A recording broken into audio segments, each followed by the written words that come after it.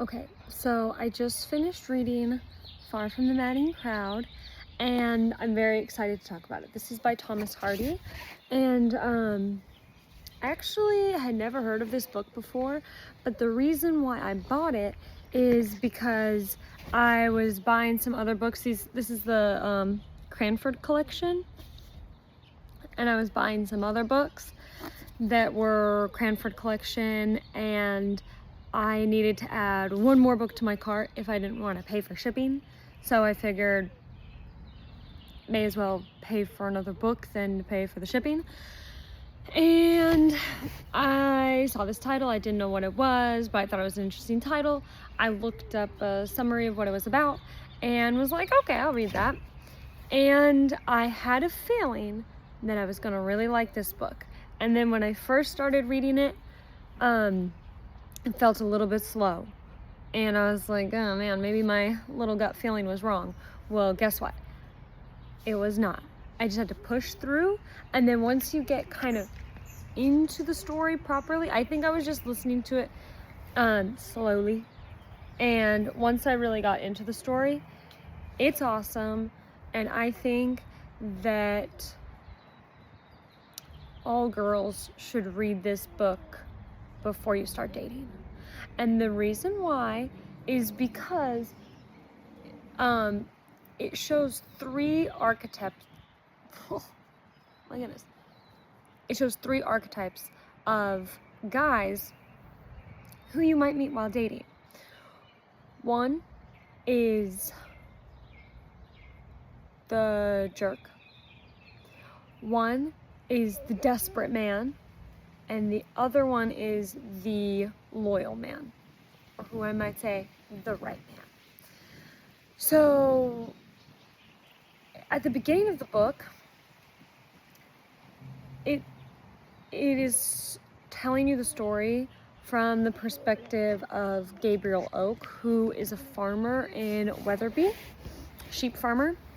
And so it seems like he's the protagonist of the story, but as it actually goes on, you're hearing a lot more. It kind of all revolves around Bathsheba, not David's Bathsheba, this girl Bathsheba from Weatherby. So you've got Gabriel Oak. She's got three suitors: Gabriel Oak, Mr. Bullwood, who is also a farmer himself, and he is very wealthy, and then Troy, who is a soldier. Now, at this point, I'm going to start talking a little bit about the plot. So if you don't want to know anything about the plot, pause, go read the book, come back. Okay, you're back. So, first, Gabriel is the first person to notice Bathsheba and be like, I gotta get me a piece of this. He proposes to Bathsheba. She also is a farmer like himself. All these people have sheep farms, except for Troy. And she inherited it from her uncle who passed away. It's not typical for women to be, something's gotta be done about this piece of hair. That's just really bothering me. Okay, so he proposes to her. Granted, he does not know her nearly at all, and she refuses, and she says, you know, we don't really know each other very well. I don't love you. And he says, it's okay. As long as you can like me, we can get married, and I'll love you enough for the both of us. It's okay if you don't love me. Not the right mindset for someone that you get married to. Although I do feel like this book was written in the 1800s.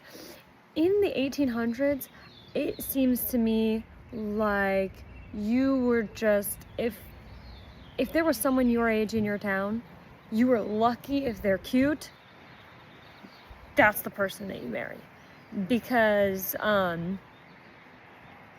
mean, it's the same sort of thing in Wuthering Heights. This book's way better than Wuthering Heights. Where it just sort of seems like whoever's around, whoever's in walking distance is who you can consider. This was before the internet, you know? This was before cars. These people are getting around by walking or sometimes by horse.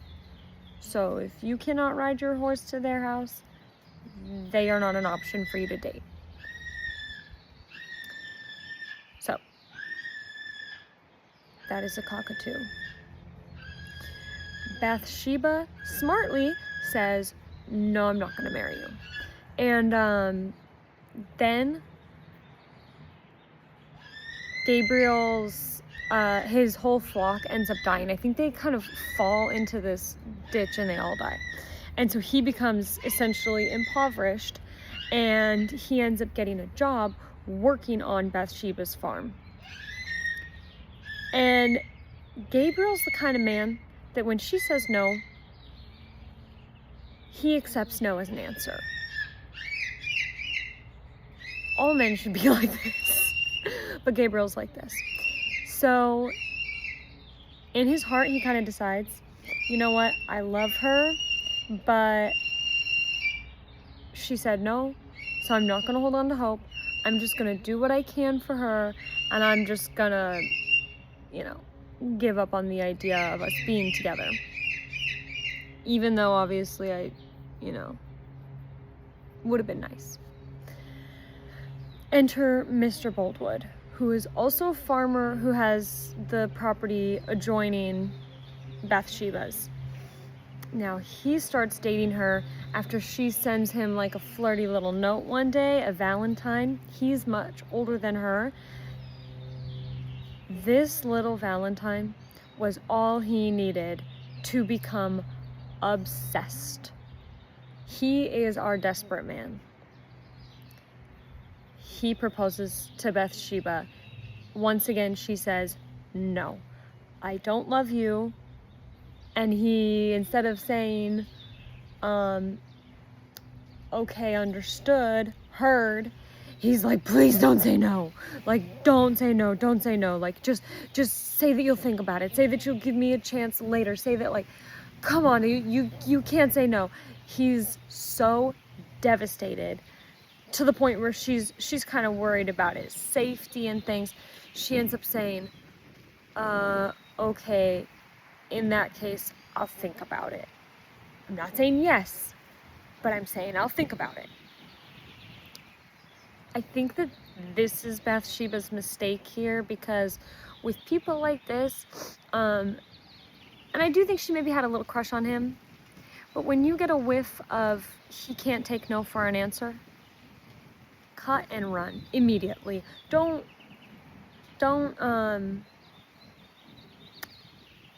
play into the game that they're trying to run on you. She says she'll think about it.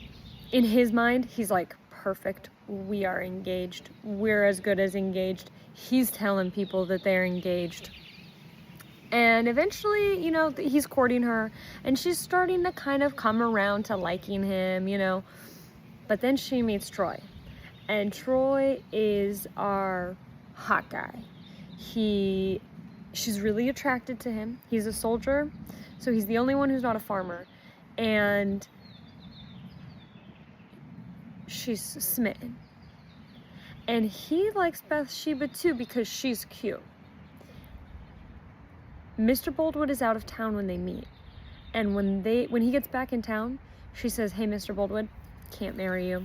Don't want to, can't do it. And he is beyond upset. He finds out about Troy.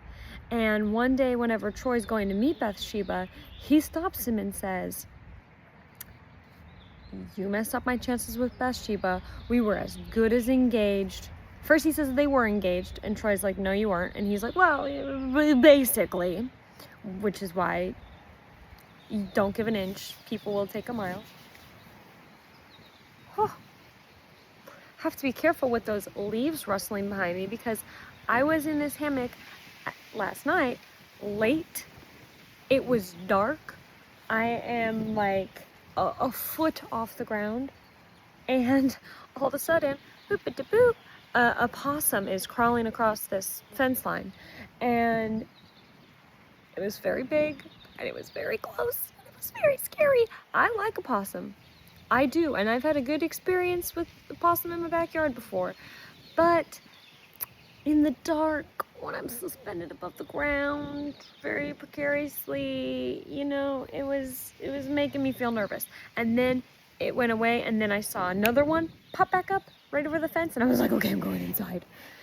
If you want to see a video of it, check my shorts, because I took a video, especially the flat, because I'm shining my light to see what on earth is that massive creature that just climbed up on the fence. The eye shine from my flashlight, this thing's got glowing red eyes looking at me. It's like a demon.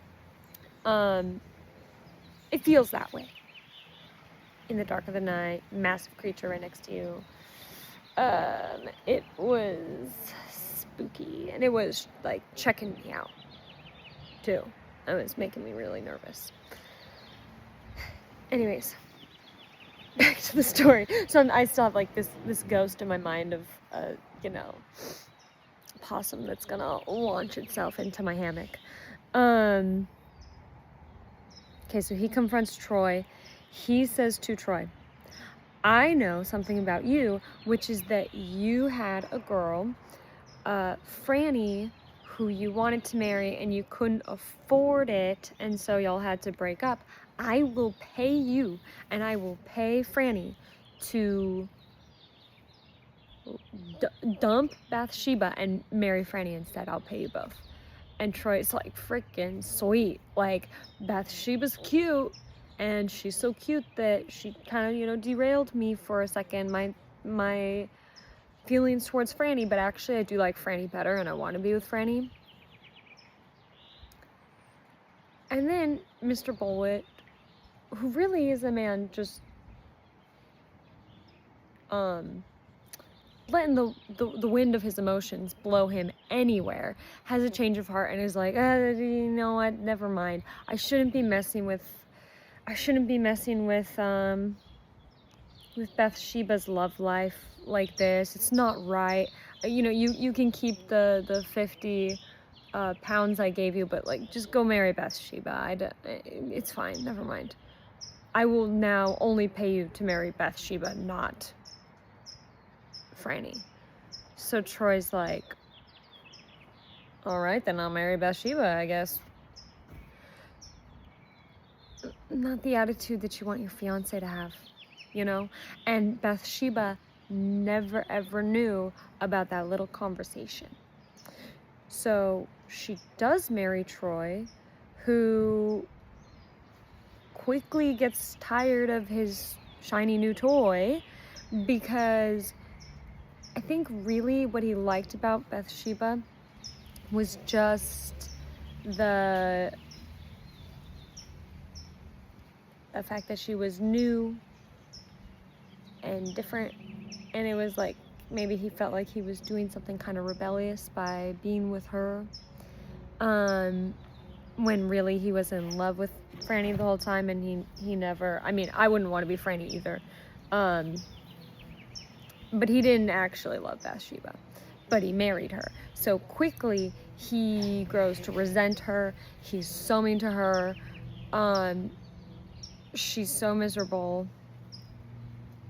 and he is unfaithful and gets Franny pregnant and has a child with Franny, and Franny and the child end up dying, which is how Bathsheba finds out about the fact that he had a child with somebody else. And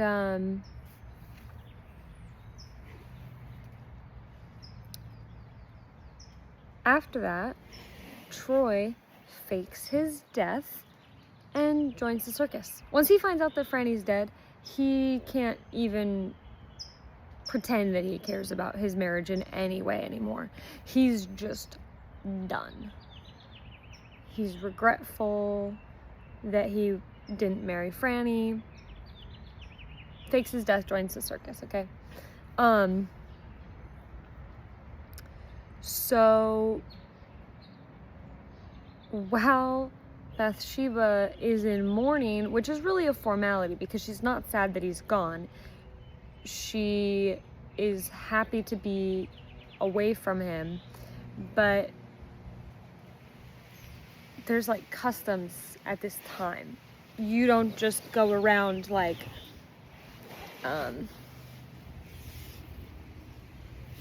you know, it's interesting because in this book, she's even worried. She's going to a party one night, and her handmaiden is like, you don't have to wear black. You could wear something different. And she's like, no, I wouldn't wear anything other than black. It really wouldn't look right. This is a year after her husband, who was unfaithful and, died. She's still like, I need to behave appropriately as a widow. And recently in society, we've had some people, so some widows who recover really quickly, it seems, and there's been a lot of criticisms about that recently.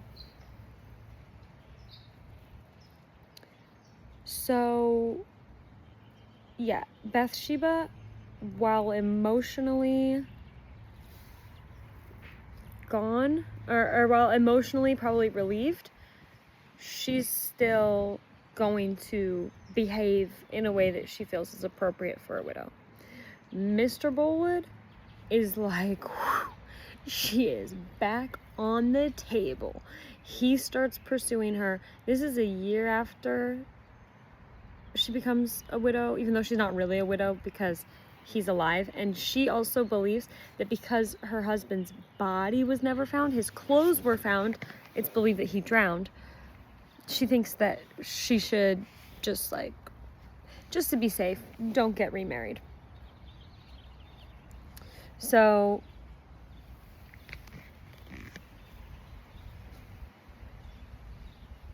he's pursuing her again. She's like, I don't know. I don't think we should get engaged. He's like, don't say no. Don't say no. Please, just say that you'll consider it. Say that in time. Say that, he cannot handle, he just can't accept no. And instead of standing her ground, eventually Bathsheba's like, okay, fine. Then I should probably wait at least 7 years after my husband's dead. And then, so it's been 1 year. So she's like, 6 years from now, I'll consider it. And he's like, okay. And in his head, again, that means that they're engaged. Come to find out, Troy is still alive, and he actually decides to show face. And so when they're at this party where Bathsheba is still dressed, in dark clothing, they just had this conversation, her and Mr. Boldwood, where he finally is like, okay, in 7 years, we'll get engaged.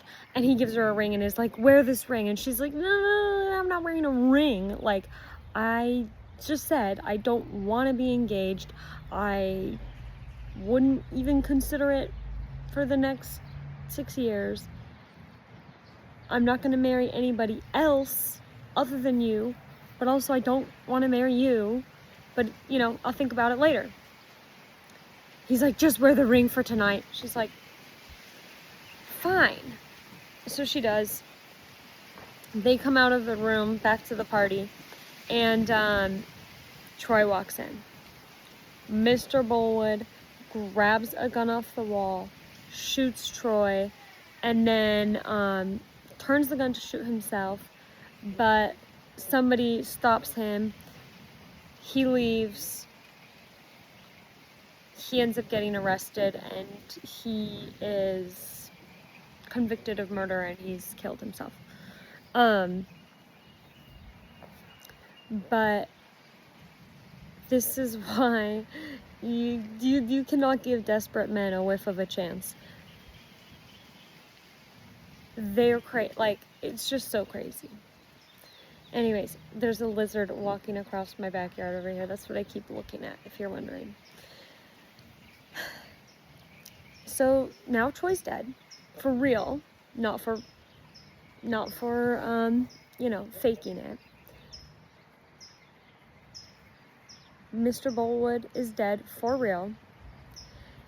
And then Gabriel, a little while after that, is like, you know what, Bathsheba, I'm getting out of England. I'm gonna move to California. And she's like, what? Why would you do that? You're about to inherit Mr. Boldwood's farm, because he'd worked for Bathsheba and he'd also worked for Mr. Boldwood. She's like, you're gonna inherit the farm. Why would you leave? And he's like, I just think it's time. Very smart on his part. And Bathsheba's like, how can you leave me when I need you the most? Like, I'm having the worst time. And he's like, yeah, it's bad timing, but this is just what I have to do. 2 seconds later, she decides she's gonna go, and he's avoiding her after this. She decides to go, and next thing you know, they're getting married. So I guess really Gabriel played the long game, because he was never desperate. He was always honest with Bathsheba, and she even had asked him, there was one point where she had asked him advice on her relationship with Mr. Boldwood, and then he was honest, and she didn't like what he said, and she sent him away from the farm. Next thing you know, the sheep get sick, and he's the only one who knew how to save the sheep, and so she has to ask him to come back and beg him to come back. And even the first time when she asked him back, she sends somebody, and his response back is, I'll come back if you ask me properly. Self-respect. So she asks him properly, he comes back. Another time, she asks him about something, or it was that she was trying to make him jealous, like just the way she was talking about him. She thought that he was going to be jealous of her and Mr. Boldwood. He wasn't jealous, and that made her mad. And so she wanted him to leave the farm again. And he's like, no, I'm not leaving the farm. You already told me to leave the farm once, and you immediately had me back. I'm not leaving. And he stayed, and he worked. And I feel like this guy just...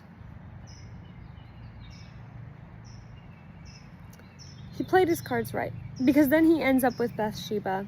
He has his self-respect intact. He always was respectful to her. And there's times where you might feel a little bit frustrated with Bathsheba, like when she ends up with Troy, or when she doesn't fully say no to Mr. Boldwood and she's kind of letting him push her around. But the thing is, she was naive.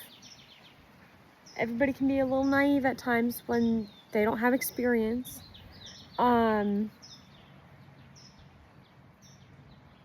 And when she rejected Gabriel the first time, it did make sense. She should have rejected him the first time with what he was offering her. It was weird. He didn't know her. He didn't care that she didn't love him. But I think that she grew to understand that he was respectful, self-respecting, loyal. And as much as she, at the time, was happy to just take advantage of him and take him for granted, the second that she got a whiff that she was not entitled to him, she's like, oh, I'm gonna be entitled to him. Like, this man's not going anywhere. She went out and she got her man. Which maybe should be a note to any guy who is, if you feel like you're putting in a lot of effort with a woman and you're getting nowhere, pull the effort back and see what she does. If she actually wants you, she'll make sure she doesn't lose you. There's this quote at one part. So after, when she first saw Troy, after he had, like her finding out that he wasn't actually dead, she kind of went a little bit faint and was all pale and stuff.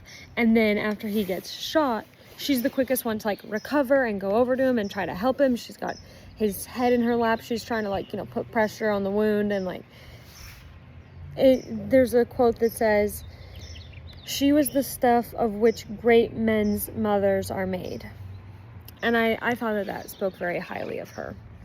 You know, she's a young lady who was put in weird circumstances by men.